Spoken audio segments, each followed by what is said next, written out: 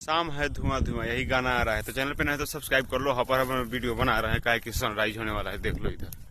ठीक है, तो बात कुछ ऐसा है कि ये गाना जो आ रहा है, उधर बच्चा लोग क्रिकेट खेल रहा है, उधर से घसकते घसकते इधर हम लोग वीडियो बनाने के लिए आ गए हैं। तो जो गाना आ रहा है शाम है धुआं धुआं, एक हिंदी गाना है जिसका रीमेक गाना होने वाला है। ठीक है, तो ये गाना जो रीमेक है, इधर से आदमी आ रहा है सब, तो हम क्या बोले। तो ये जो रीमेक गाना है, ये गाना आएगा टी सीरीज से।